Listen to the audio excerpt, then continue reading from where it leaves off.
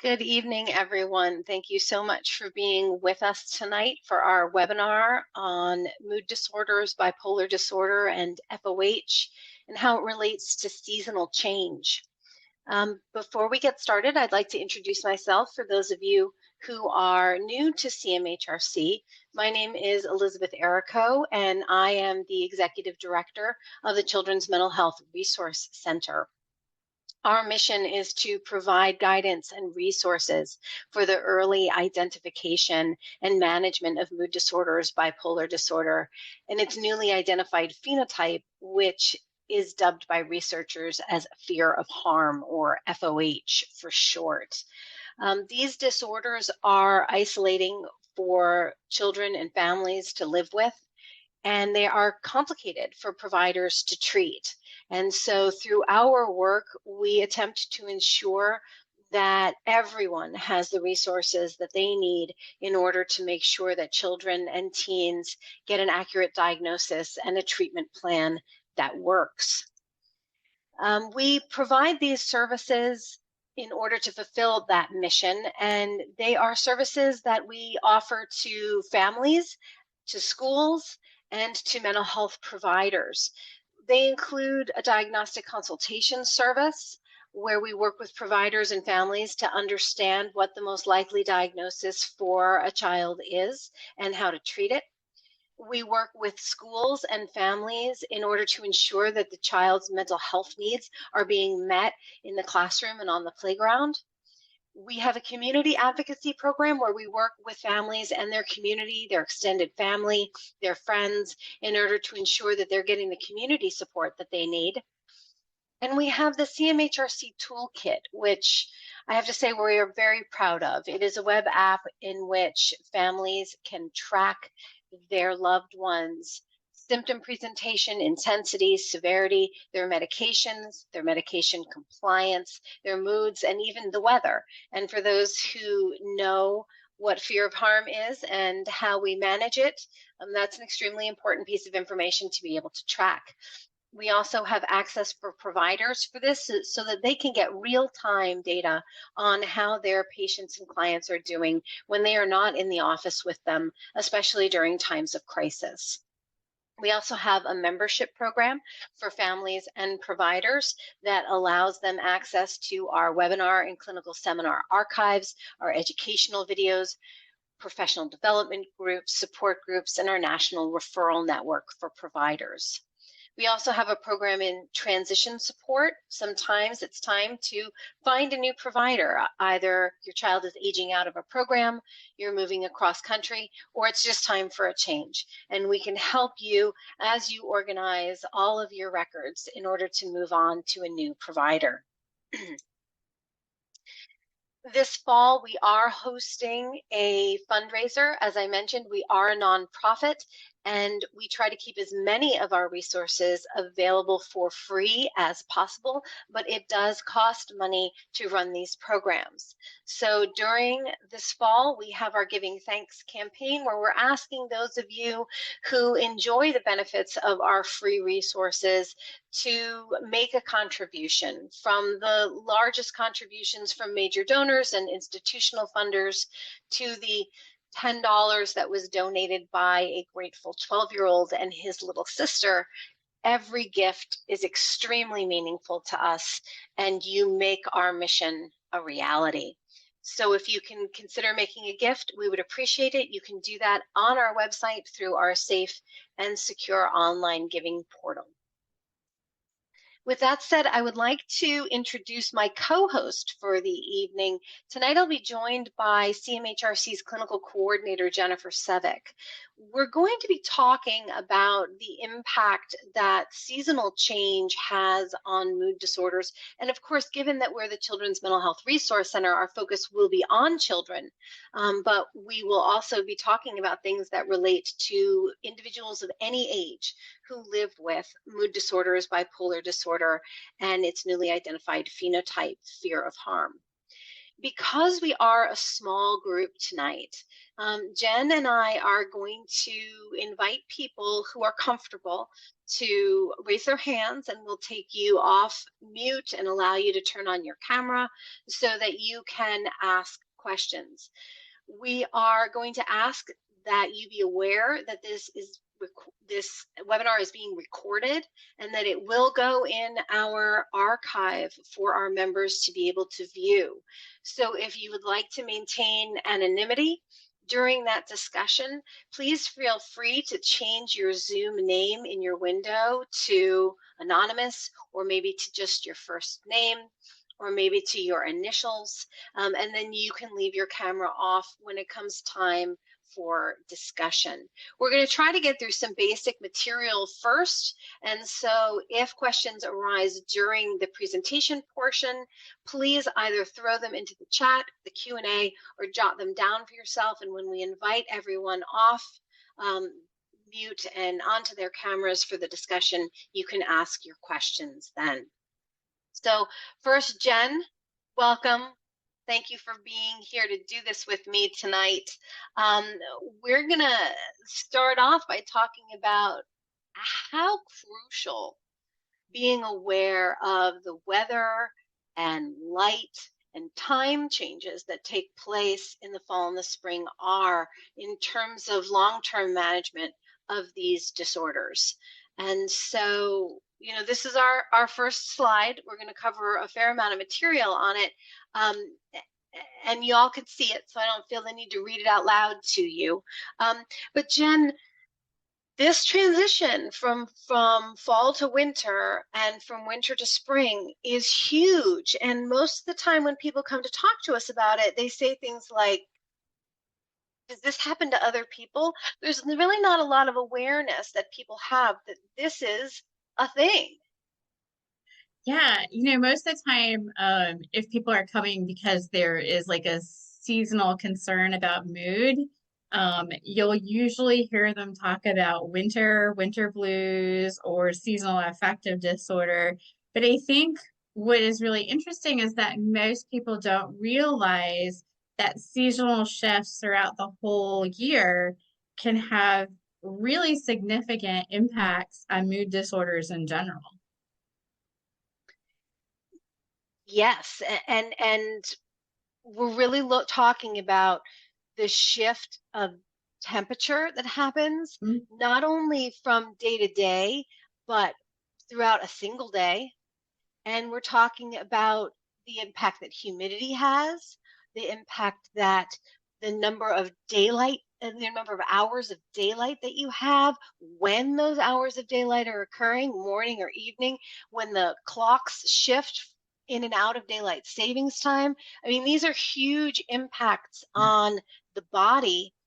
And I know you talk so eloquently and knowledgeably about the effect that has on our limbic system and on our body's biological processes, that it's really not fair to dismiss the impact that these things have on our body's biological processes. Yeah, I mean, our body by the time it finally gets used to winter, then all of a sudden we have spring. By the time we get to spring, we have summer. And by the time we get to summer, we get to fall. And then we like go back to winter again.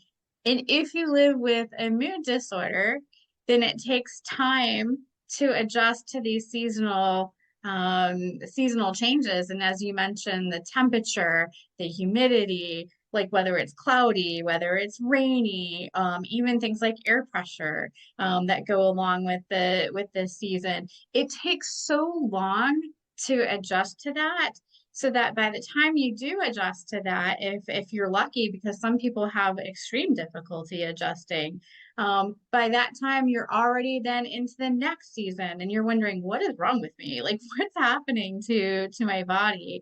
And there's just not a lot of doctors who are talking about the fact that like summertime could actually induce depression. And we don't even think about that. We think about immune disorders, we think about bipolar as being something that like, oh, it's summer, so or springtime, so oh my goodness, you must have mania. Like that is like the primary go-to. And the reality is that like there's a good significant amount of people that the worst times for them are actually in summer because the temperature, the humidity, depending on where you are in the country, those things can make a huge, significant difference. But we don't think about that. And honestly, Elizabeth, I'm not sure how many primary care doctors are aware that summer can induce depression for a significant amount of people. Yeah, you're right. And the other thing that I always think about when I think about the summer months and the heat is that for folks who are on medications that treat mood disorders, that treat bipolar disorder, that may treat fear of harm, that treat other disorders as well, those medications very often impact one's ability to tolerate heat. And so, we see over and over again that when there are massive heat waves, which we've seen more and more frequently over the last few years, people who suffer from schizophrenia, for example, are more likely to have heat related deaths.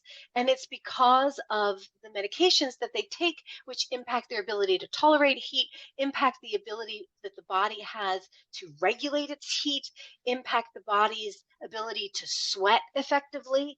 And these are really important, literally life-saving considerations that have to be made by people who live with these disorders and take medications to treat them. Yeah, so, one of the things that people don't always realize, and I'm pointing out even to other therapists, is that SSRIs or antidepressants in general increases your sweating. It just does. For a significant number of people, it's not a small number. So if you are outside and you are taking an antipsychotic, which those decrease your ability to tolerate heat, and then you have also an SSRI, which increases your sweat, then you have increased humidity and for some parts of the country in the summer, which then you're not able to cool yourself off through your sweat. What is happening to your body, it can go into distress very quickly. And then in that limbic system, it's psychiatric distress that comes in. And and it can be very life-threatening. The other part that is really interesting to me, I'm very passionate about this, is that we don't realize that water is not necessarily your friend in some of these situations because what you're expelling is salt from your body. And your body needs a salt water ratio inside the cell at all times. And I know I can get very scientific, but the bottom line is you need to know about these. If your loved one is experiencing depression, you need to know about the effects of the seasonal changes with antidepressants and with antipsychotics because it could save your life. Absolutely. And I want to talk about changes in daylight here because we've just gone through the shift for daylight savings, out of daylight savings and into standard time. And one of the things that we hear from parents over and over and over again is that when daylight savings time comes or goes, their kids become dysregulated, not just on that day, but both before, for a couple of weeks before and a couple of weeks after. And so a lot of people don't know that daylight savings time was started as a measure during wartime in order to help save on electricity costs during war manufacturing. And yet there are a tremendous amount of ill health effects that go along with daylight savings time, in part because it completely disrupts the body's circadian rhythms. And circadian rhythms are a hugely important piece of maintaining mood stability for folks who have mood disorders and bipolar disorder, because the amount of sunlight that they're exposed to directly impacts their ability to get good quality sleep. And so daylight savings time, which some people love, some people hate, really actually has a significantly negative impact on people who are living with all kinds of mood disorders. And I think most people don't stop to think that I really think that unless somebody is going through a manic episode where they're not sleeping at all, people don't realize how important sleep is to maintaining mood stability. Yeah, I think about too, though, with daylight savings time in general. I have several clients that they have described where they go into a building, right? And particularly kids, they go into a building, it's daylight out. They do their activity, they roller skate, they do what it is that they're going to do. They come outside and it's completely dark out. And it's so disorienting to their body that they really become dysregulated. And then you'll see meltdowns and things happening, and you're like, what is going on here? And very few people really connect that light to what is happening with the dysregulation. And because it is so, in those examples, it's so like it's so abrupt, it's so like unexpected. You go in, it's daylight, it's night. When you come out, it's completely like just so different. Most of us though, we're lucky enough that we can kind of see the sun as it goes down. But if you think about how busy a lot of us are, right? And how scheduled a lot of us are with our after school activities and going to swim lessons or going to karate class or whatever it is. But the time they get out, it's very different from the time they first entered into the building. And then it causes sleep dysregulation issues going into the nighttime when you're trying to start their nighttime routine. Absolutely. We talk so much about light, and I think I'll skip ahead to the next slide where we're talking about circadian rhythms.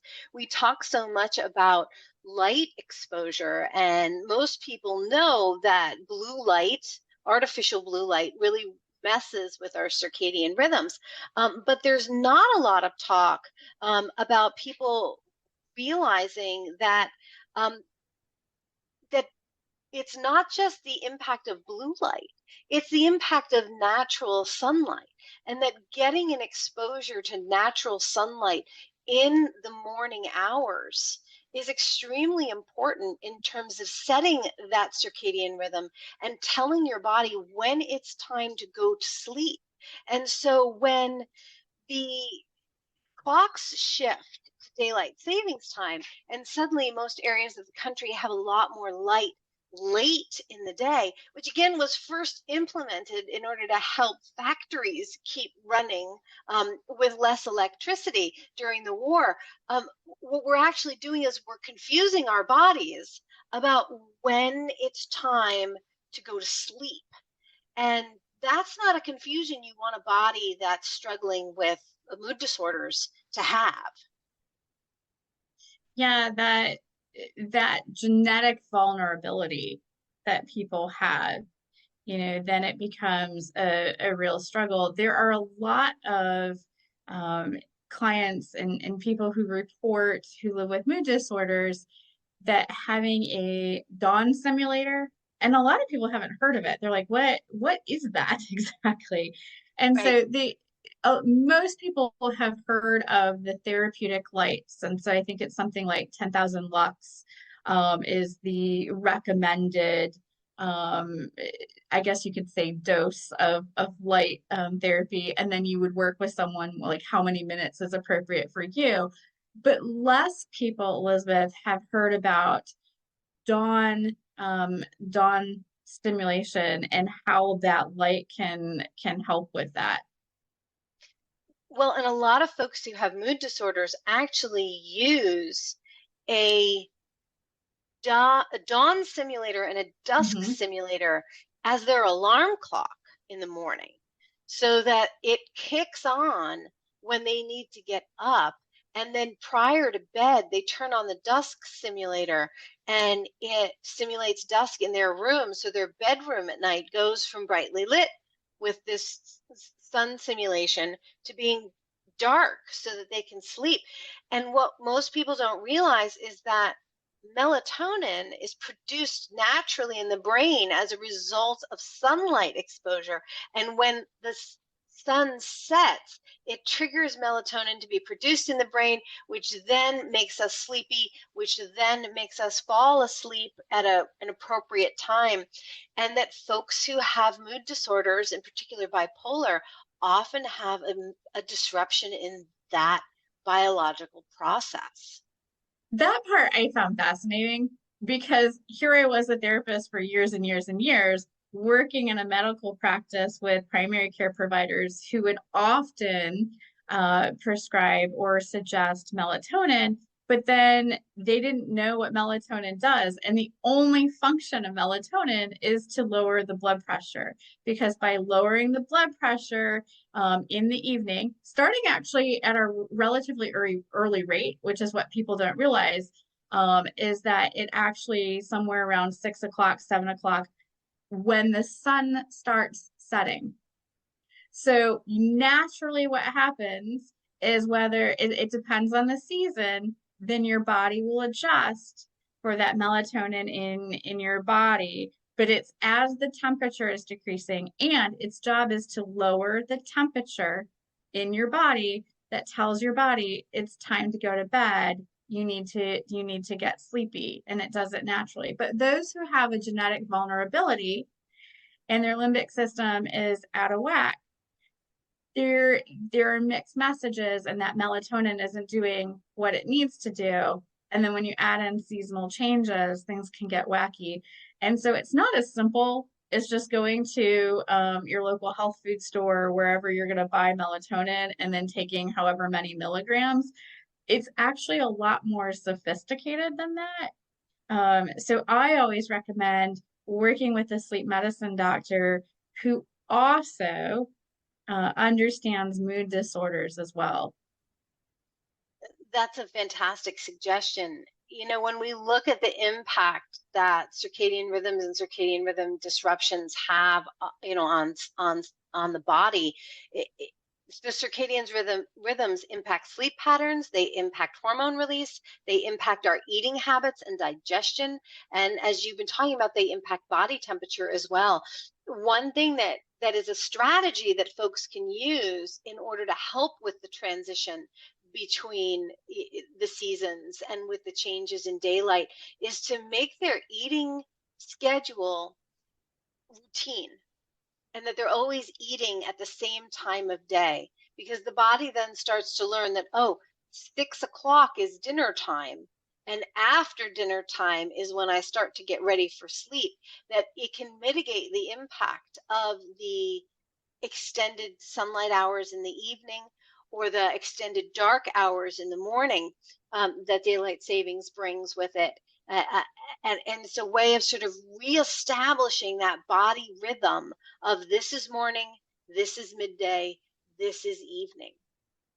I think where a lot of families have difficulties, especially when you have more than one child, you have a lot of commitments. So one kid has soccer practice, another kid has orchestra, another kid is doing a play, you're running around. When are we going to eat? Bedtime is going to be different because it depends on the day of the week and what we're doing for each kid.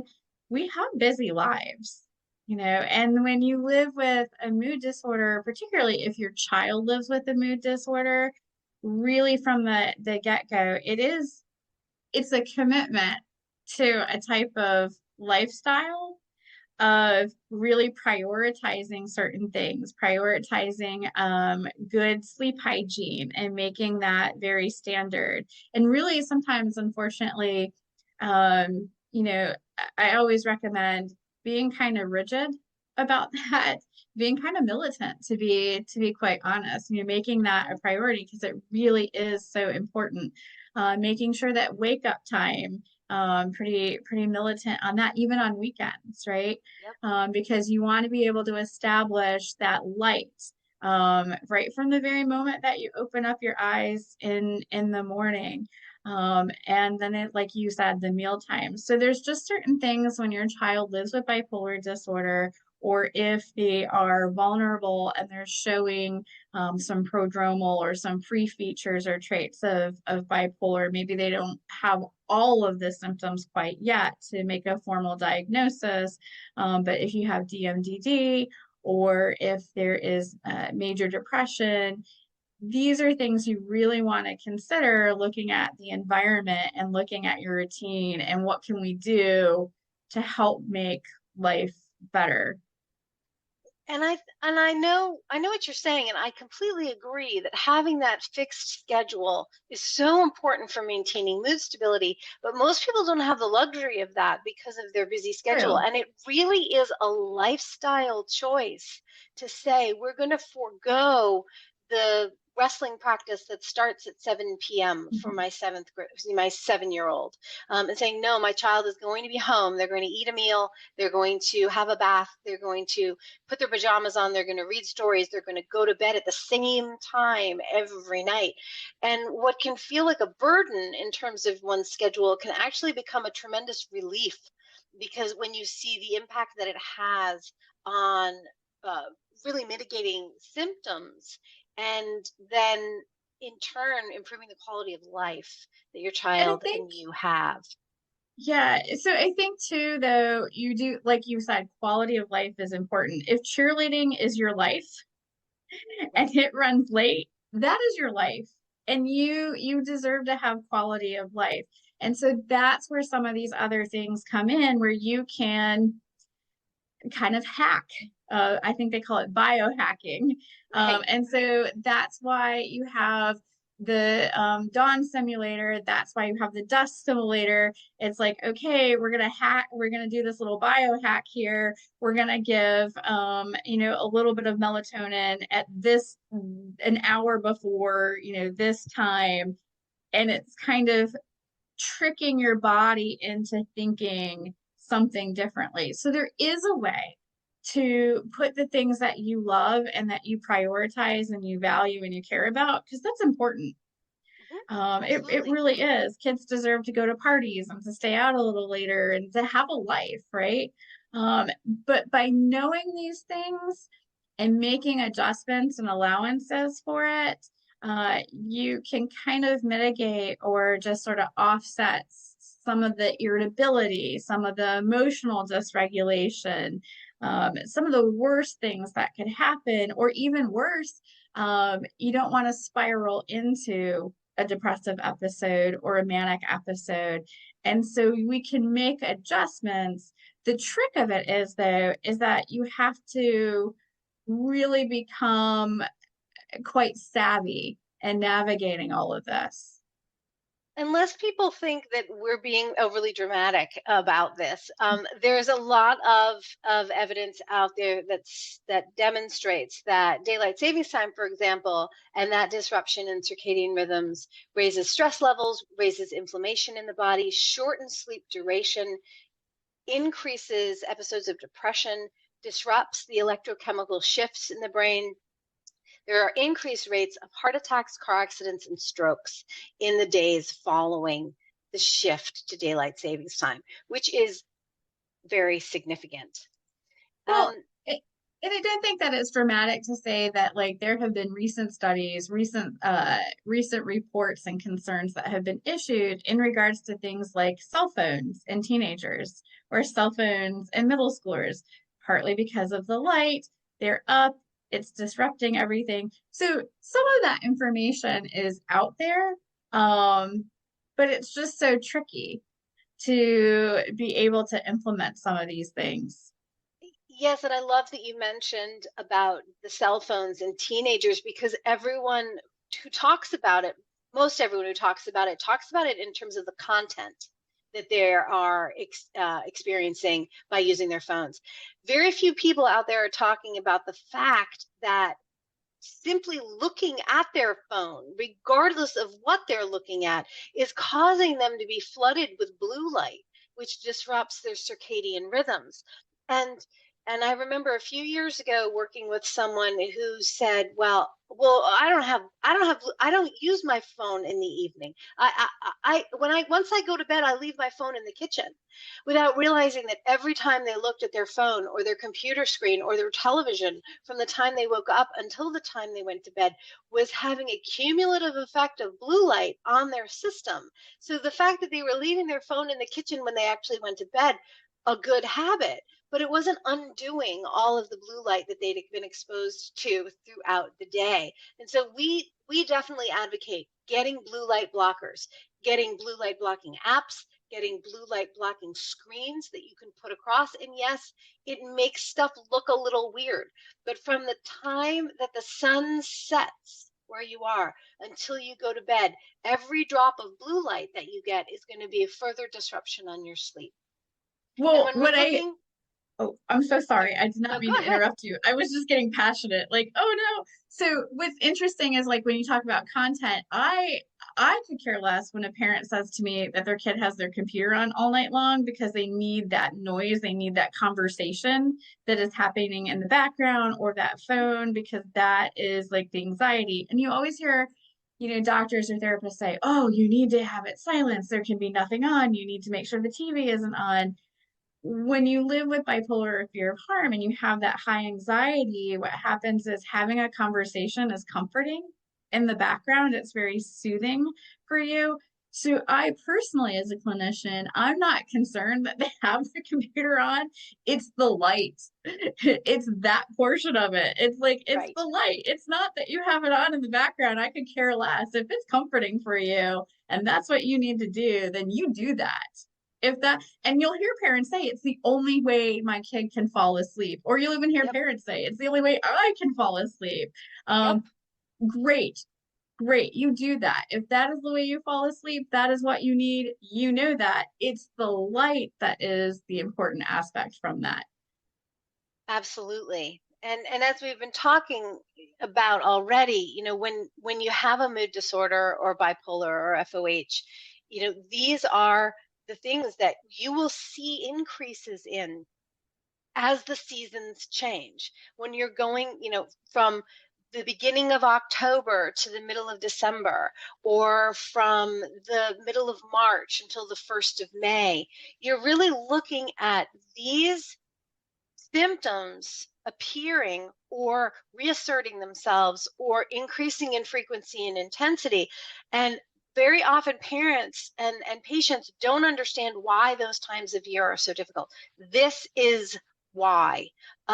This is why, because these seasonal changes are impacting sleep disruptions, difficulties falling asleep, difficulties staying asleep, having nightmares, the increases in mania and hypomania, mood fluctuations in general, irritability. It actually decreases impulse control and decreases temperature regulation. Now we have a comment and a question here. In my area, schools are switching to mainly online learning. Students mainly complete work through laptops. Does this impact learning? Well, Jen and I aren't here really to talk about its impact on learning. We talk about the impact it has on mood stability, but there's no denying that mood stability and learning are connected. The more mood stable you are, the more able you are, more available and you are to learning. So yes, but again, it's about the light exposure and the duration of it. And so if you were to buy, there's a company, and we get no kickback from them at all for mentioning them, but it's called OcuShield. And they make literal pieces of plastic that you can stick on the front of your television or your computer screen, and it blocks the blue light. So if a student is doing their online learning, watching their videos, writing papers, submitting things, participating in discussion groups through their computer, um, it's not the computer itself, as Jen was saying in relation to sleeping, it's not the computer itself that's the problem, it's the blue light streaming out of the screen. And so if you put a shield on it, or you add an app that will filter out blue light on a certain schedule, it will reduce the blue light exposure. It will then reduce the negative impact on mood and then create a greater availability for learning. So online learning isn't necessarily like I don't have an opinion on it either way. Um, what we're seeing is for kids who have a lot of homework and they're on Chromebooks and they're on their laptops, and or even young kids are issued iPads in elementary school. And so then you bring those home and then you're on those iPads into the evening or those Chromebooks or your laptop because maybe you're the high school student who's taking AP classes and you're up to 1, 2 o'clock in the morning, as people are prone to do in advanced placement classes.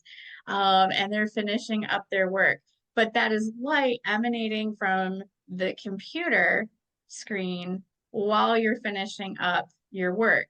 And that is going to disrupt potentially for those who are, again, pretty much everybody across the board, there is a disruption in your circadian and rhythm. But if you live with a mood disorder, if you live with bipolar disorder, and you are highly vulnerable to these things, then it's going to impact your stages of sleep. How long you're in each stage of sleep is going to be impacted. And as far as the learning, what we know is you have to stay in particular stages for X amount of time in order for the memory to be cemented and then to be able to later go back and retrieve it. And if that process gets disrupted, then yes, that most likely is going to have a significant impact on learning. So there can be that, but the online learning itself throughout the whole day, that doesn't really concern me so much as it is when you're talking about those late night sessions. When I was at school, I'm kind of a dinosaur, we didn't have computers. I was looking up stuff and doing it by hand. Now that's not the case. We have to like turn it in and email it to a teacher, and we have a deadline by midnight. And most of us, a lot of us procrastinate, and we're going to do it right to that very last second.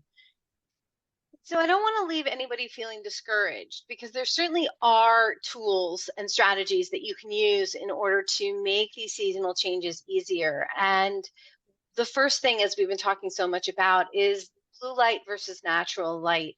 Decreasing the amount of blue light you are exposed to, increasing sunlight exposure in the morning hours, decreasing that sunlight exposure in the evening, allowing your body to experience sunset. Many people will flip on the lights the second it gets a little bit dim in the room. Leaving your lights off and letting your body experience the world darkening around you can have an important impact. Setting your bedtime and your rising time the same time every day, as Jen said, including weekends as close as you can, is also very important to keeping that mood and circadian rhythm steady. As Jen said, using sunrise and sunset lamps can help with that. And exercising, eating, and taking vitamins and other supplements that can keep your body steady through this turbulent time of change can also be extremely helpful. I do want to caution people that you can't make all these changes all at once. Mm-hmm. Changes have to become habits. And so if you suddenly, the week before the time shifts, decide that you're going to do all the things, it's probably not actually going to help. It's about making these changes slowly throughout the year so that by the time you get to the point where the time is changing and the seasons are changing, you've already implemented all of these things that are going to help keep you steady throughout. And that said, there will still be setbacks. Setbacks will happen. This isn't a magic wand that will make you immune to the changing of the seasons and their influence, but it will help. And having cooling strategies ready if you struggle with temperature dysregulation, having a way to track and monitor your sleep patterns and the weather can be extremely helpful. I see we have two more questions in the Q&A section. And I'm going to invite folks who are ready to come off mute and onto the camera if you're comfortable, and participate in this as a conversation. So So, while, yes, Jen? oh, I just wanted to add something about exercise if I can. Is that Sure, okay? just let me give one more instruction. If you'd like to Sure. come off, mute and join us on camera, um, raise your hand and I will see that in the participant list. And what I will do is then send you an invitation to join us for the conversation.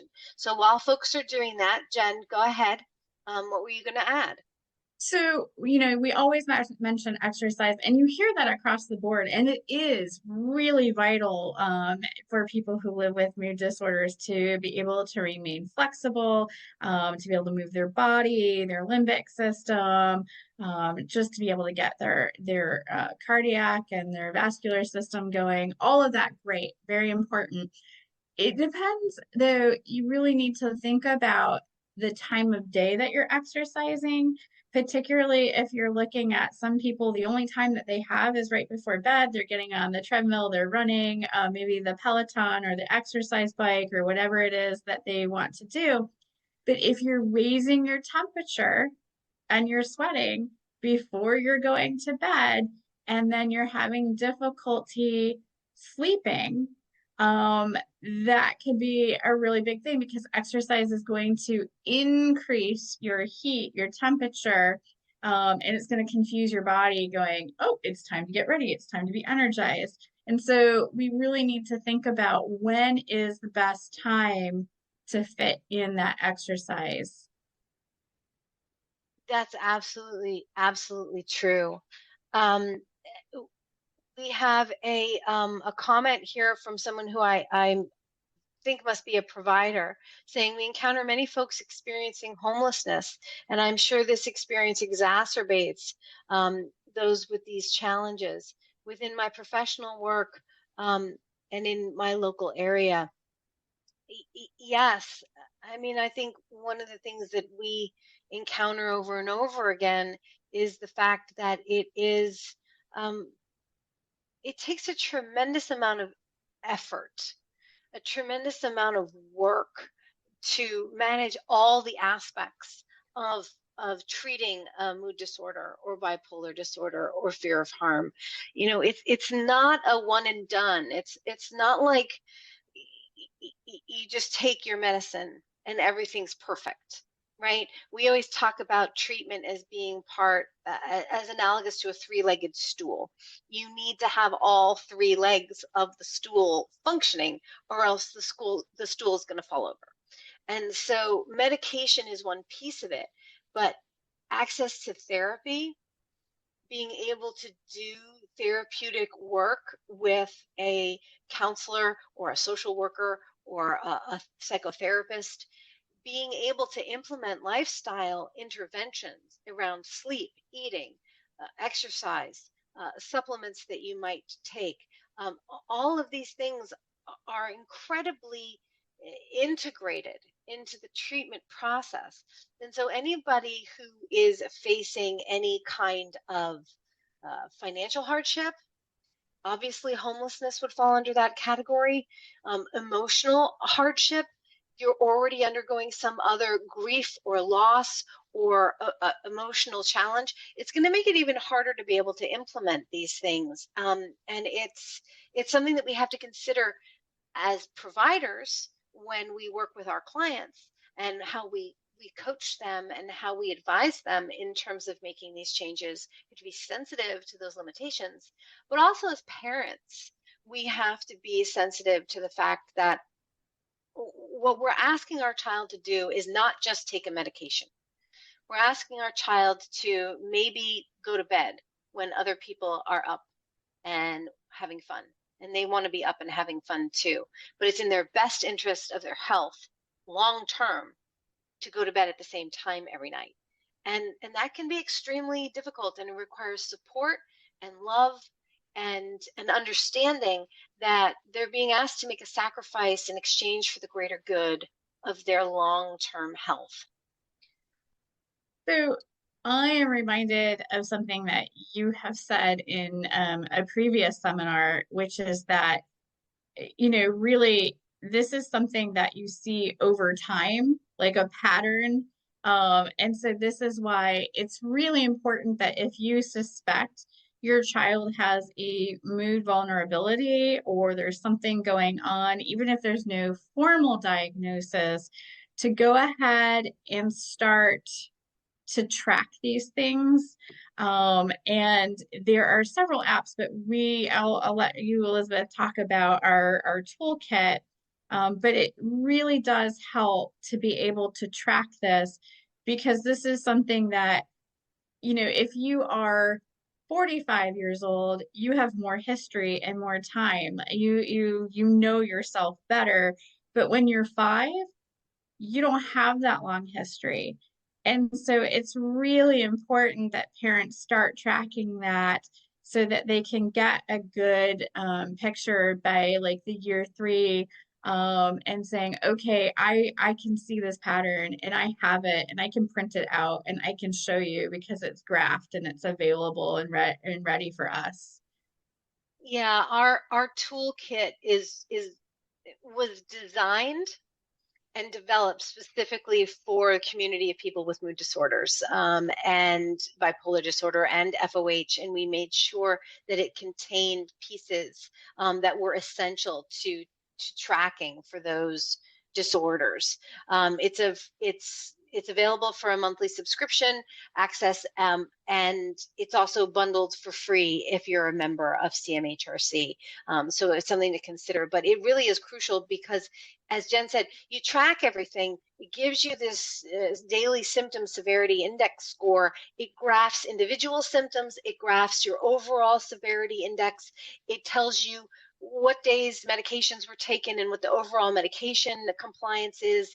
It allows you to leave narrative summaries so you can look back on a particular day and say, well, why was that day so hard, or why did that day go so well? And you have concrete information to point to.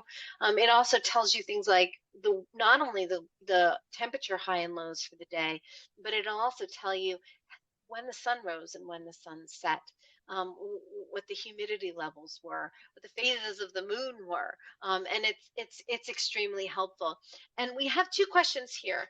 One on tips on creating the routine, and we are going to talk about that. So I'm going to just put a pin in that for 1 minute while I address the second question, which is this: have you seen anyone with FOH struggle more in the winter?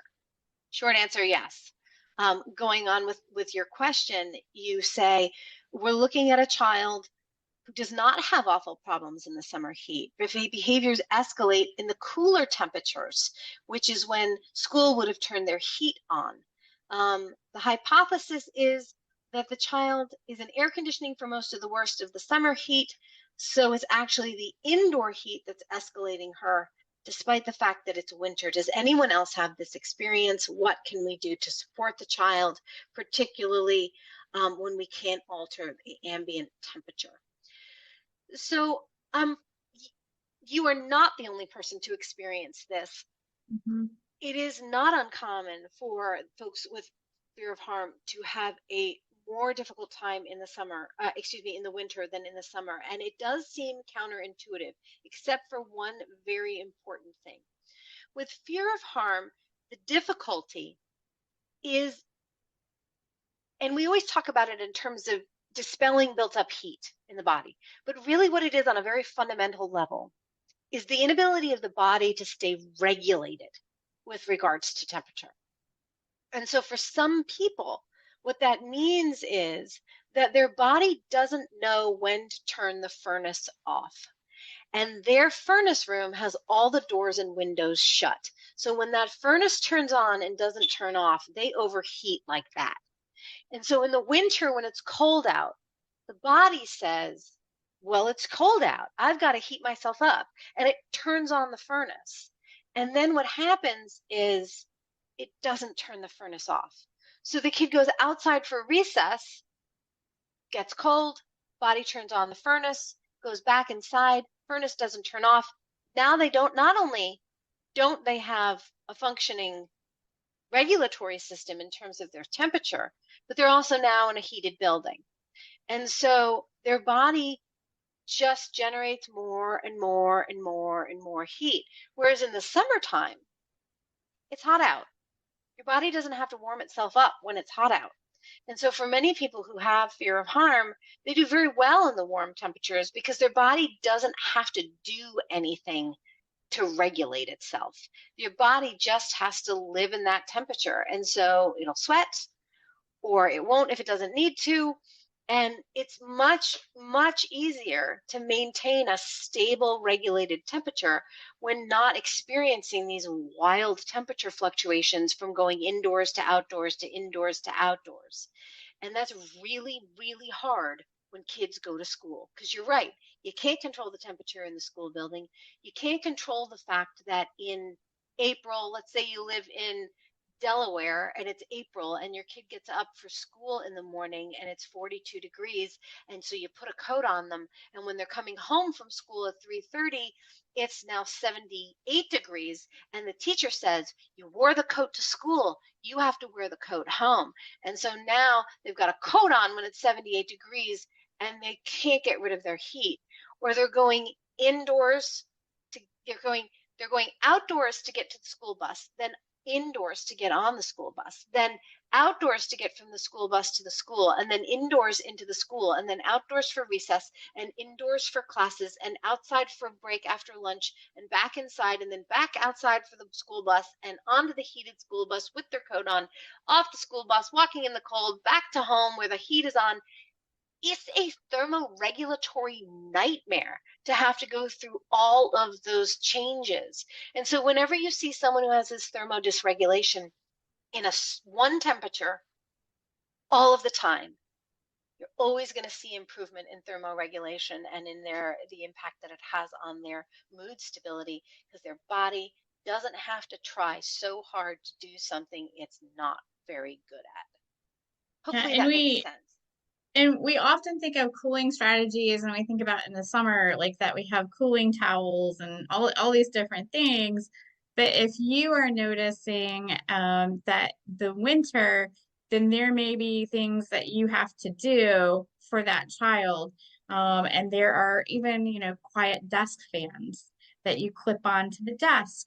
Or the ones around the neck, I will say, are a little louder. But the ones that you But can they're super helpful. they are, but I can see why a teacher would be like, but it is a medical crisis. It really is a crisis. And so you want to you want to reduce an episode as much as you can. But they do sell ones that you can plug into a USB. You can have it, it's a little bit quieter. You see nurses have it all the time at their nurses station, Mhm. blowing right in their face. You can have cooling rings for around your neck that you can swap out, that the nurse comes and like changes it out every hour and a half to 2 hours, or whatever's indicated, to have a popsicle, just like a diabetic who is experiencing a low blood sugar and may end up having to go to the nurse's office to get a bit of orange juice or apple juice. You may be the kid who needs to go to the nurse's office once every 2 hours, and you need to have a quick popsicle and then come back to class with the fan and the cooling stuff. And it seems really counterintuitive because it's winter and it's cold outside, and you want me to put an ice pack on this child's neck? Like it doesn't make sense, right? And they're like, "Do you understand that we live in Minnesota or we live in Michigan or we live in Buffalo and the snow is piled up high? They need a jacket on." And so that is something that we need to be very aware of. This is very person specific and it's environmentally specific. Yes, and I've worked with schools where I've heard the nurse say, but it's Minnesota. We can't put a cooling ring on this child when they come in from recess. What if we give them frostbite? You won't. You'll just let their body get rid of the heat. Um, So we have another question here that relates to the one I put a pin in, which is having suggestions for resetting these schedules with a neurodivergent child who struggled with sleep issues, temperature regulation, and sensory issues since birth, and struggles with demand avoidance. Well, so changing someone's schedule is challenging because if you have a really little child, you have a better chance of dictating when the bedtime routine starts and when it doesn't. You're not always necessarily going to be successful at getting them to go to sleep, but you have a little more control over the schedule itself. So what I want to say about getting somebody into a routine, if they don't have the motivation or if they are opposed to it, is that in the end, none of these changes will work long term unless the person they are intended to support is a willing participant. And the way that we do that and we create that willingness is not through dictating that they need to do it, but is by offering and letting them have the opportunity to take advantage and experience for themselves whether or not it helped. When that pressure, and this is especially true with demand avoidance, when the pressure to do it is relieved and it becomes something that they can take ownership of, this helps me, I choose it, it becomes a lot easier. And this dovetails pretty heavily with the work that we do at CMHRC on a concept that we call palliative parenting. Jen, would you talk about how we use the principles of palliative parenting to engage people, our kids who don't want to do the things that we're asking? Yeah, sure. So the first part of that is acceptance.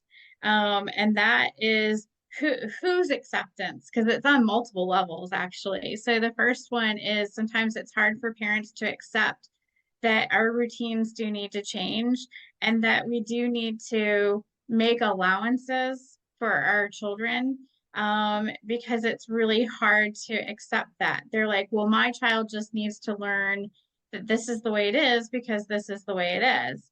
Well, when you live with a child that has a mood disorder or is dysregulated in any way in their limbic system due to a neurological or metabolic issue, right? It's not a physiological and biological issue. The first thing that we have to accept is that this is not a choice. You know, this is not their willful behavior. They are not being manipulative. They are not misbehaving on purpose. They're not trying to be oppositional and defy you and fight and argue with you all day long.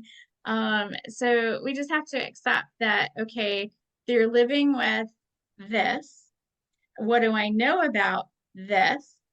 And then there is a lot of education with our children and to try and get buy-in so that they have a level of acceptance too, because actually they instinctually do what their body needs. And we see this, we talk about this all the time. Teachers think they're being naughty because they're playing by the kitchen, they're playing by the sink or the water fountain, or they're doing these things. And it's like, no, they don't know why they're doing this, but I know why. They're trying to regulate. They're trying to get water. They're trying to cool down. And so a lot of this stuff is they are naturally trying to come up with a solution to be able to regulate. So acceptance is a part of that.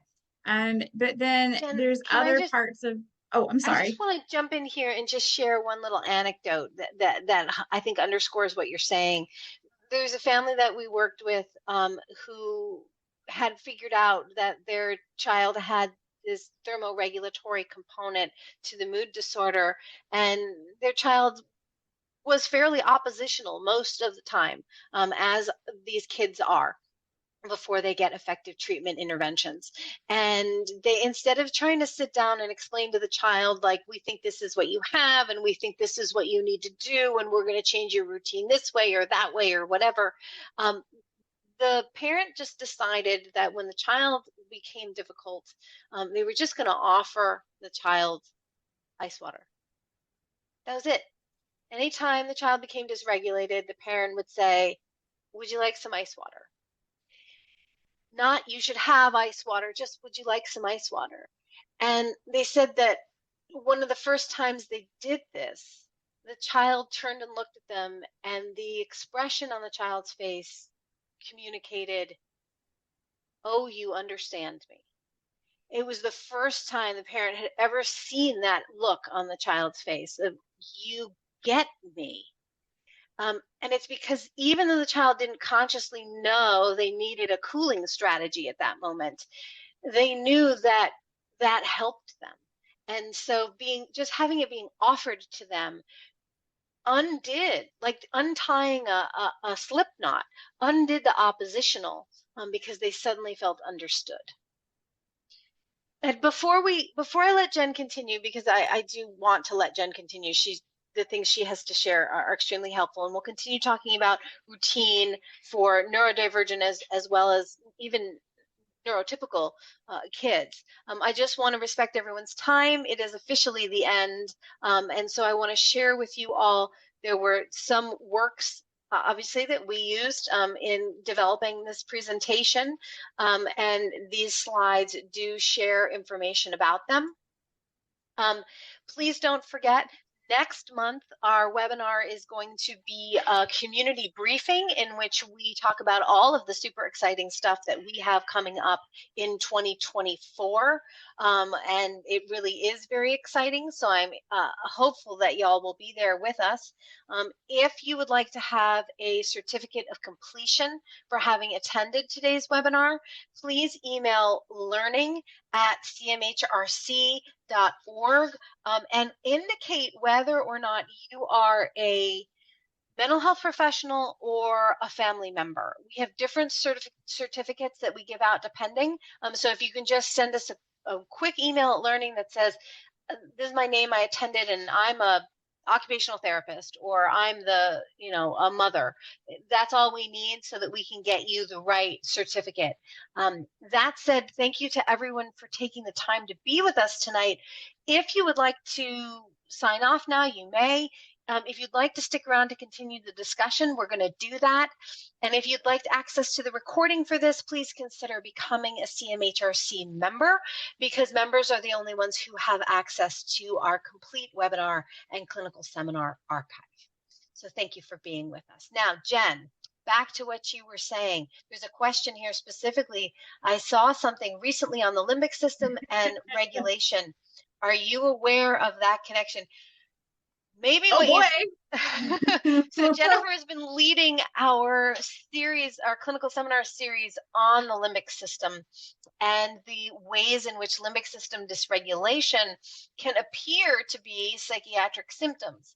So yes, we are very much aware of that. We have our second seminar in that series next Wednesday at 5 p.m. Eastern Time until 6:30 p.m. Eastern Time, where Jen is going to be talking specifically about how limbic system dysregulation, knowing what's happening, can help us de-escalate in times of crisis.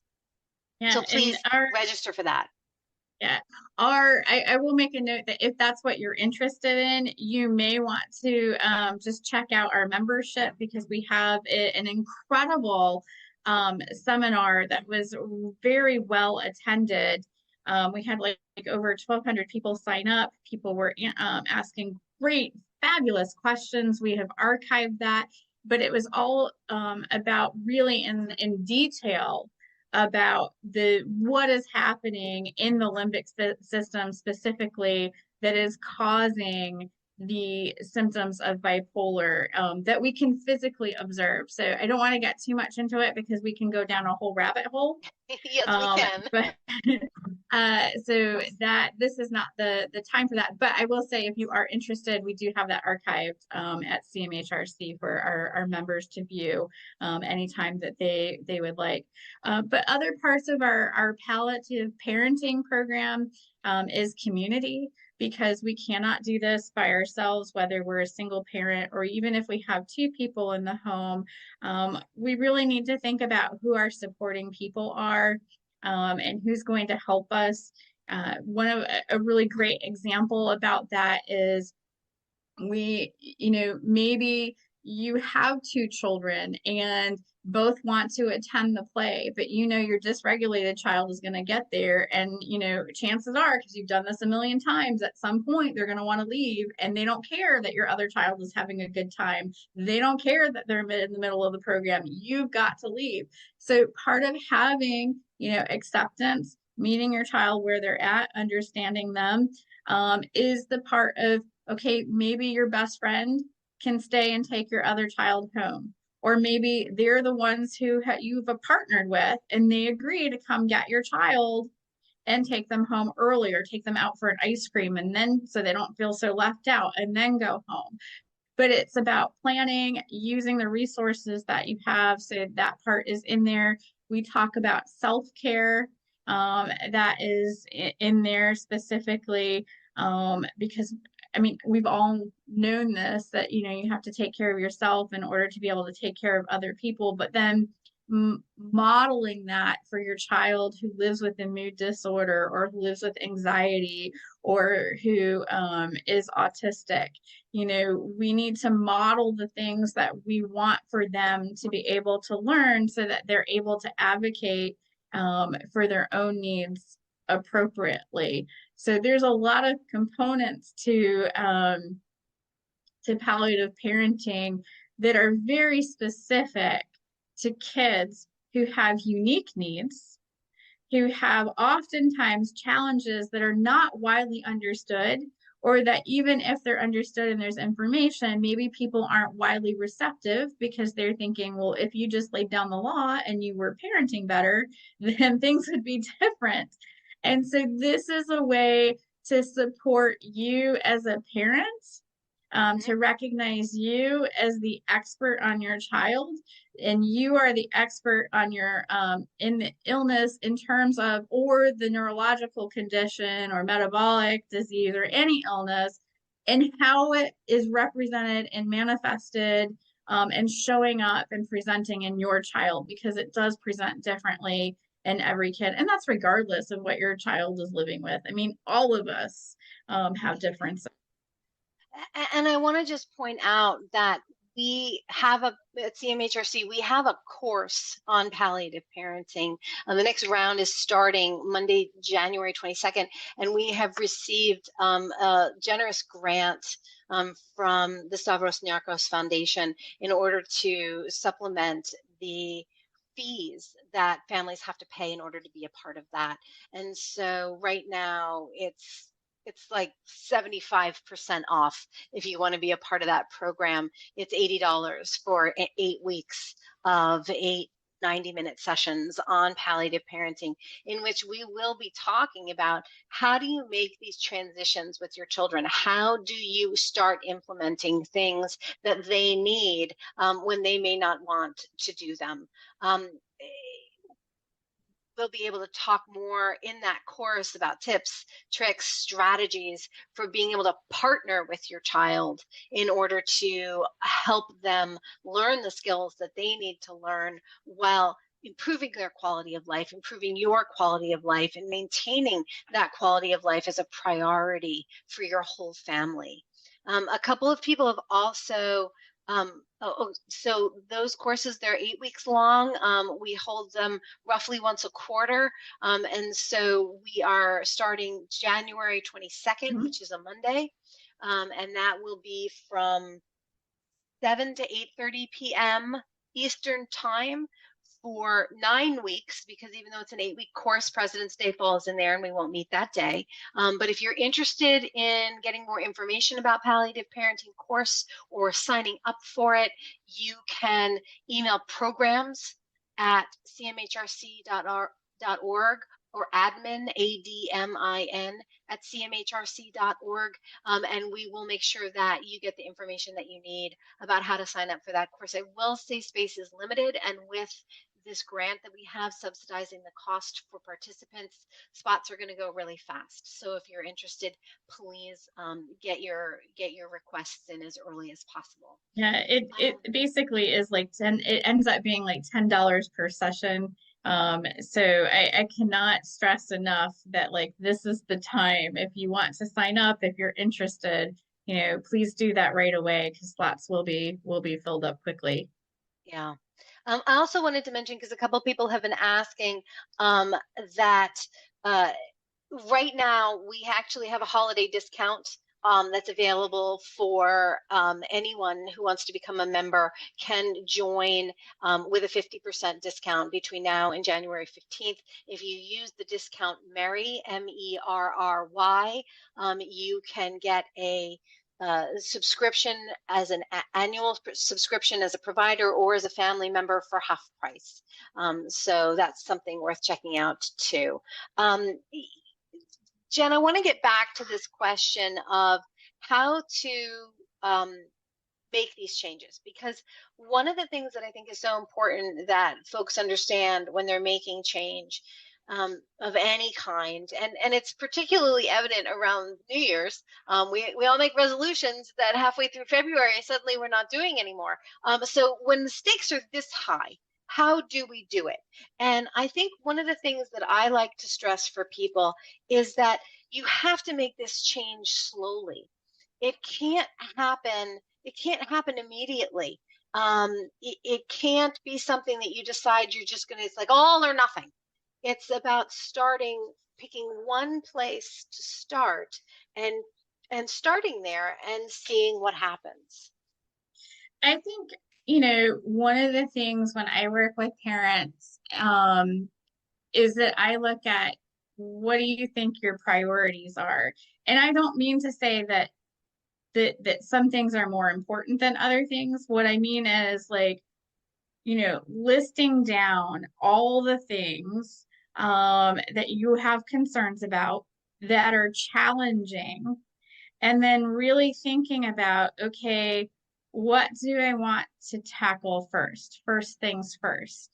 And what's interesting is sometimes what's your priority may not be what your child's priority is. So there's like family conferencing about, okay, kiddo, I know that you are not doing this on purpose. I know that you really want to please other people. You are a good kid. Um, and so could you please write down some of the challenges?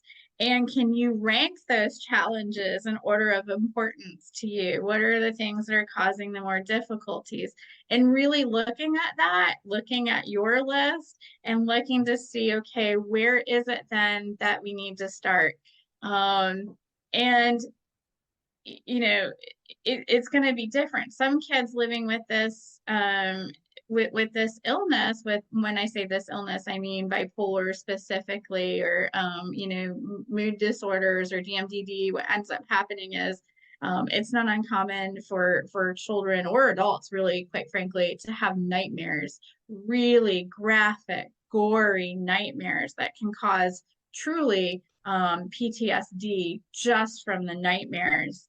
And so it may be that that's your priority, that's where you have to start is the sleep, and working on that. But for other people, they might say, well, if I have bad dreams, I don't really notice that. It doesn't stick out for them. What they might have problems with is school issues, right? We always hear this word, school avoidance. My child is experiencing school avoidance, and I'm not sure that I really like the term school avoidance completely. I'm just being honest that I'm a little averse to that, because they're like they don't want to attend school. And sometimes I say, well, I don't think that it's the child who doesn't want to attend school. They really want to please the parent. They want to do well in life. They kind of know what the stakes are, even when they're younger. They're getting all the hints from that. We often say, if you want to have a good life, you got to go to school. Like we've like kind of conditioned kids for that. They know early on. So it's not about them attending school. Sometimes it's about the school attending to them and to their needs. And so that may be where you have to start. And for parents who find that really overwhelming, um, and it can be excruciatingly overwhelming, not just for, by the way, parents, because I know that teachers are trying everything that they're told to try. I have friends who are teachers who are like, I am doing everything by the textbook. Unfortunately, your textbook has not met fear of harm. Your textbook has not met this kid Bipolar with disorder in bipolar, children. right? And so everything that you're going to do to manage, quote, behaviors, these are not behaviors. These are biological and physiological responses that we just happen to be able to observe.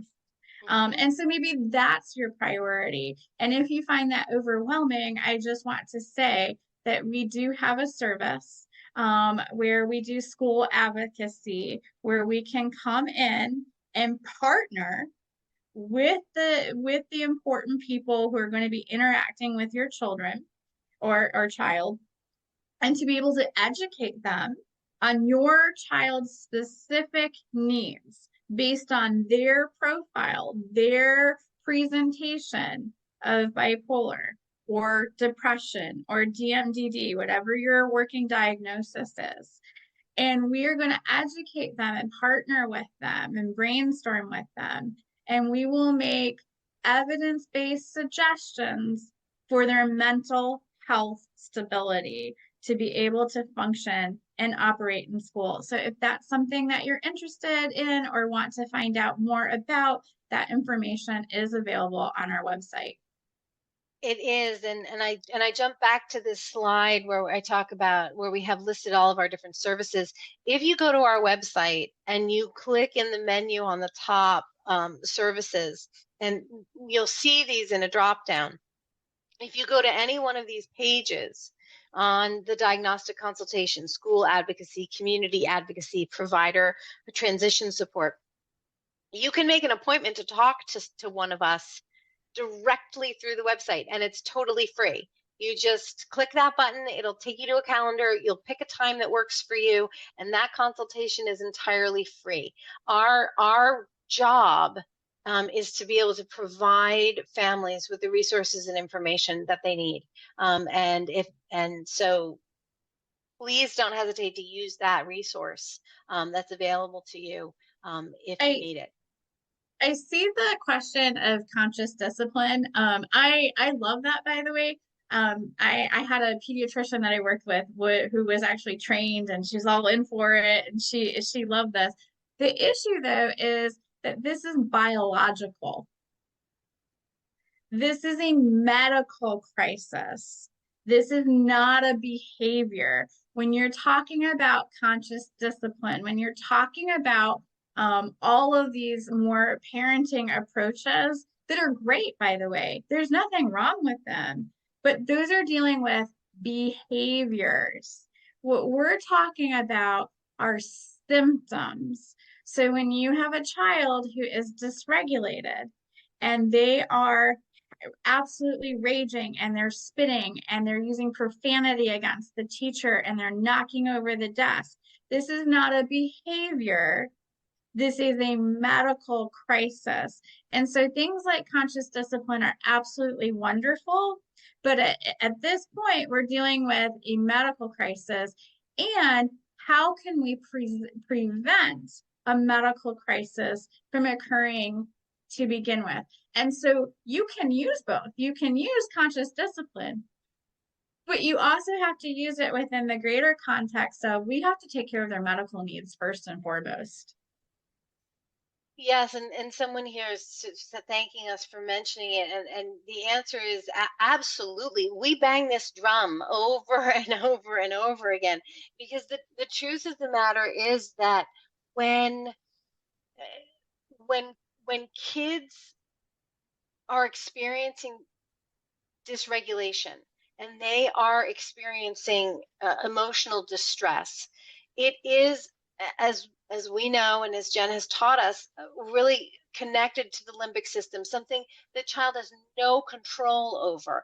It's coming from a symptom of a mood disorder the child has absolutely no control over. So to attempt to engage that person, that child, in any sort of cognitive or behavioral or discussion-based interventions, it would be like denying a child who is having an asthma attack their inhaler and instead asking them to talk about it. It's a physical impossibility to talk about what you're experiencing when you're having an asthma attack and you don't have access to your inhaler. So Yeah, we really stress that when kids are experiencing this emotional dysregulation, it's like an asthma attack. It's like a seizure. It's like low blood sugar for a diabetic. It is a medical condition that needs to be treated medically. And after the fact, you can get into whatever sort of collaborative problem solving strategies you want to, right. um, but they're not going to work while the child is dysregulated in a way that's involuntary. We often hear use your coping strategies, do your deep breathing. You're not going to tell a diabetic use your deep breathing when the blood sugar is going down. It's just not appropriate at that moment. Deep breathing is great, mindfulness is great. It's amazing, but if you're in a medical crisis, those things need to be taken care of first. That's right. So folks are asking about, can I share what's available with a full membership to CMHRC? And what age group? So we do not provide treatment at CMHRC. What we provide is education and resources to parents, caregivers, and mental health providers, educators, physical health care providers, adults. So if you have a child who has a mood disorder, bipolar disorder, fear of harm, or some other mental health challenge, and you need support, we offer our resources to the parent. And so by a parent becoming a member of CMHRC, you have access to our complete webinar and clinical seminar archive to watch at your convenience. And every month, 2 more get added. So there's a lot there. We also have an archive of educational videos that explain things like how to differentiate between misbehaving and a symptom, how to know how to limit set with a child who has a mood disorder, how to use emergency strategies when there's a temperature dysregulation crisis, how to develop a first aid plan for temperature dysregulation. So it's an extensive and very useful archive of educational videos. Members also have access to, family members have access to our bi-weekly support groups that are held virtually for families all over the country, where you can meet and talk with other parents who are living through the same thing. It's a remarkable group of people, I have to say. We have folks in there whose kids are as young as 6, and folks in there whose children are as young as 35, and everywhere in between. We have folks whose children are just getting into some kind of effective treatment, folks whose kids have been in it for years and are stable and thriving. And so we really have a wonderful array of people that you can connect with for feedback, resources, commiseration. We talk about self-care for parents and caregivers a tremendous amount. In addition, for our professional members, they get access to our professional discussion groups, which happen once a month, where professionals can come together and talk about their tricky cases, where they're looking and they're saying, boy, this kid came to me diagnosed with ADHD and an anxiety disorder and oppositional defiant disorder, but none of the treatments are working, and I don't know what else to do. But the system that I work in is telling me that these are the only diagnoses available to me. How do I help this kid? And so we work in there with social workers, licensed professional counselors. We work with teachers and occupational therapists, and as I said, you name it. If you work with kids, you're welcome in our professional membership program. For I professional members, we also have access to our national referral network. Once you've been through a year of professional development uh, discussion groups with us, you become a trusted resource for our families and you become part of our referral network. And best of all members get free access to our toolkit. Jen, you wanted to add something? well, no, I was just gonna say, and you covered it, that teachers, because a lot of times people think that this is just for psychiatrists and for nurse practitioners or for licensed psychotherapists. And when we say professional, we truly mean, do you work with a child in a professional capacity?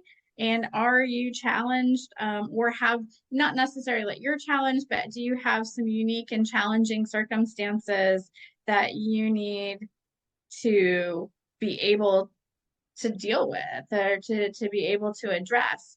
And in which case, please come join us. Yes. Let's see. Um,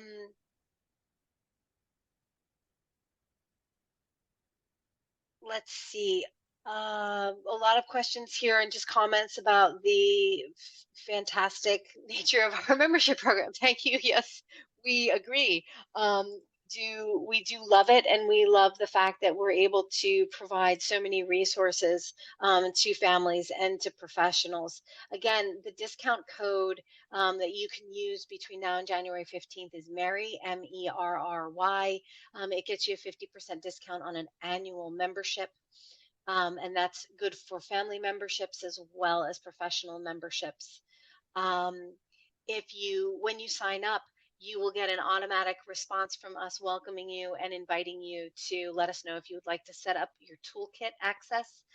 There's also a video explaining our toolkit that is on our YouTube channel that you can go and look at, just how exciting it is and how wonderfully it can impact your ability to make that important differentiation that people are asking here about the differences between chosen behaviors versus involuntary dysregulation.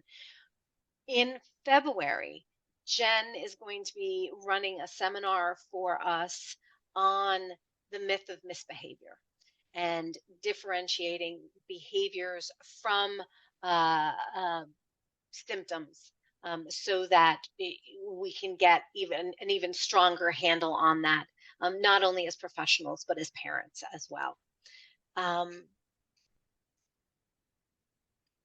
And with that, we are now close to a half an hour after. I don't think I see any new questions.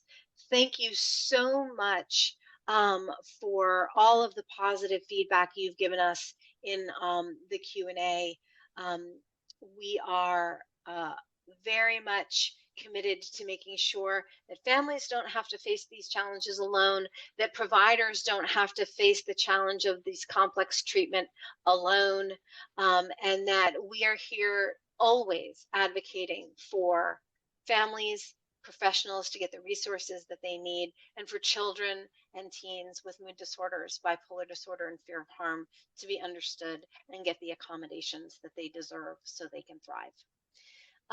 One last plug, as I said at the beginning, we are a nonprofit. This program and all of our webinars and clinical seminars are free of charge to the public, but they are, of course, not free to produce. And so if you value them and the other things that we offer and can make a contribution to our fundraiser, it would be deeply appreciated. You can make a one-time contribution or set up a recurring gift as little as $5 or $10 a month to cover the costs of our webinar and clinical seminar creation. Again, thank you for taking the time to be here with us tonight. If you have additional questions that didn't get answered, please feel free to email us at learning@cmhrc.org, and someone will be sure to get back to you. Thank you again for being with us tonight, and we'll see you next month. Have a happy holiday season. Bye.